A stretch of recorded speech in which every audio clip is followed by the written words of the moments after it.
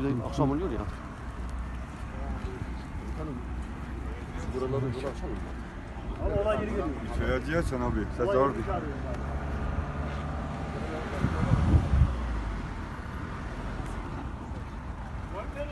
Dörtleri yakın iş çıkışına sağa.